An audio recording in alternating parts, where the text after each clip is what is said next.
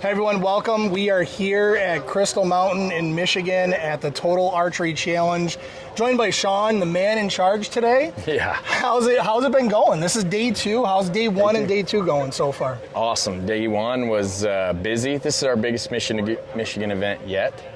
And it was busy, but it's been good. We've never been to Crystal Mountain, and it's been a good alternative to Boyne. Yeah, I can tell you can't beat the weather today. No, weather's little bit cool, nice sunshine. I'm sure everybody's enjoying it, and there is a huge crowd here. Yeah, it's I mean, a big crowd. we were at the one last year, and there was a big crowd there last year. This one, it does seem like it's a lot bigger now. Do you guys have more vendors this year too, as well? Yeah, we have a few more vendors, but it's also just how it's laid out, right? So we do have, I don't know, there's probably another 10 or 12 vendors than we had last year. Awesome. So yeah, it's been good, been really good. So tell us a little bit about the history of Total Archery Challenge. How did it get started? What was kind of the idea behind it? So we're in our 10th year of business this year, and there was an event called Bowcast at the Bird that ran for 6 or 7 years. I don't remember. I was friends with those guys, and they were done. It just didn't work out for them. And so they decided to quit. I was in the event world already, and so we were like, oh, well, we'll do it. So we bought that company, if you will, the assets. Gotcha. And then changed the recipe a little bit to what we thought it needed to become what it is, and it worked. We had the right recipe, I guess. That's it was awesome. awesome. Well, yeah. It's a great group of guys, right? I mean, the outdoor industry itself, you got a lot of really good people in the industry. Oh, they're the best. And they really are. I mean, we deal a lot with everybody in the industry, really, and you got a lot of people that just want to learn and teach other people, and I think that's awesome. How's the kids here? Do you guys get a lot of kids that come into the event? So the kids vary by event to event. I mean, you can see there's a few kids over here at that little kids static range. We got a kids course up here on the road back there. But it varies by state. We get quite a few, it seems like, in Texas. We get a few here. Utah, we get quite a few. But it really does kind of roll with the area. With the area, yeah. Now, how many locations do you guys do a year? How many events do you put on? We do 10 events. Okay. Yep. In different states? Yeah, 10 events, different states. We do run 2 in Utah, but this year we're not. We're only doing 1 because we had a scheduling conflict. Okay. And but outside of those 2, then yeah, we're in 10 different states. So what number is this out of the 10? Number 6. Number 6, so 4 we're more on to go? Downhill slope, all the western ones, South Dakota, Colorado, Utah, Montana. Wonderful. Now, do they get bigger events out there? Do you usually see more? So Utah and Pennsylvania kind of compete for our biggest. Okay. In the upper 3,000s, pushing 4,000. This event's big. It's 2,700. And Colorado, it's bigger than Montana. Colorado's about the same size as this. And then South Dakota, we only get to do 4 courses there, so it's a little smaller. It's like 1,900 or right pushing 2,000. Awesome. Yeah. That's really good. So an event like this, how early do you guys get here before the event starts? Like, are you here 2 weeks in advance? Like, how are your logistics for all that stuff? Typically we're here about 5 days before, prior to the event.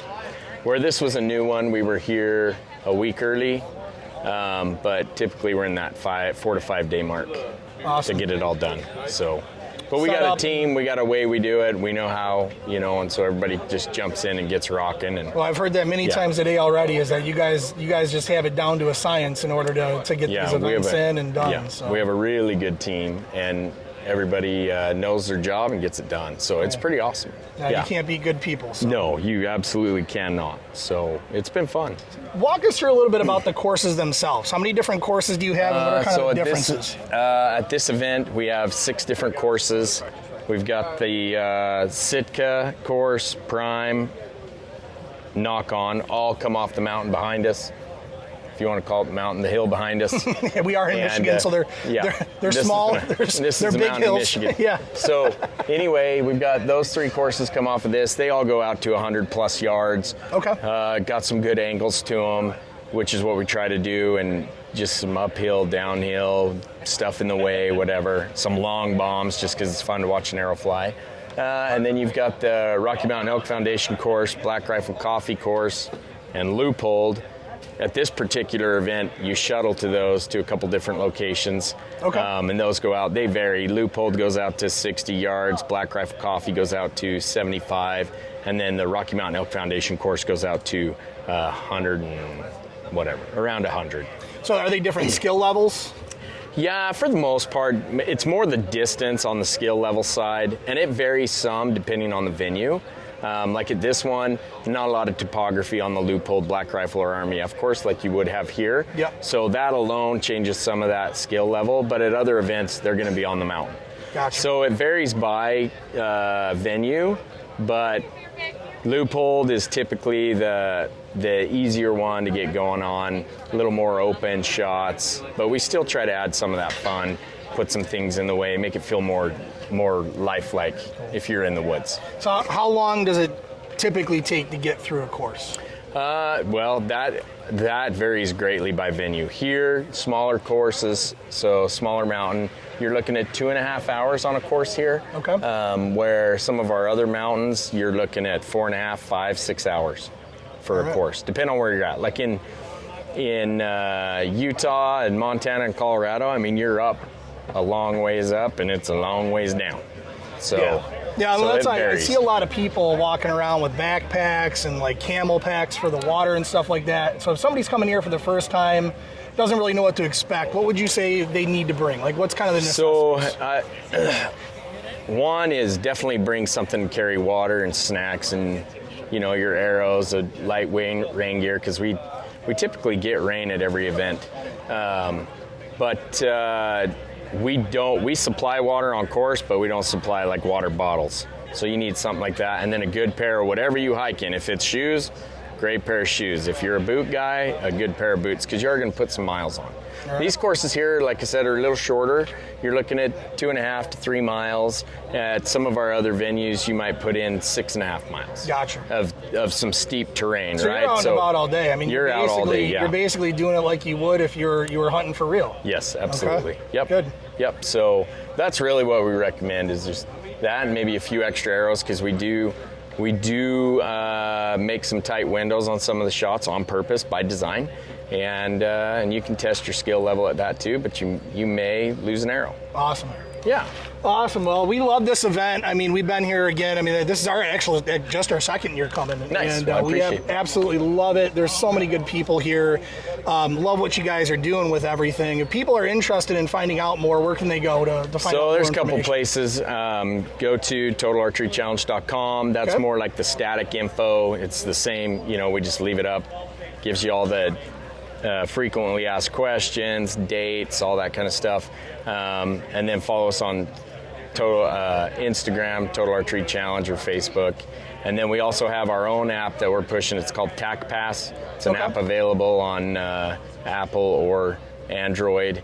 And that's kind of more specific to each event we're at, where we'll post a bunch of news and people can share. So that info doesn't get lost in the algorithms of social media, so you can always see what we're saying. Like if there was a weather issue, or we have details about an after party. Yes, it's a way for you to see exactly what's happening at the event, and where you might not see it on social media because of whatever the algorithm's spitting out at the time. Yeah, no doubt. We so, know that all too well in the outdoor industry. Right. Like you never know who's going to see and what they're going to see. Yep, right? and so that's why we created that, so we could talk directly to the participants and then get all that info live.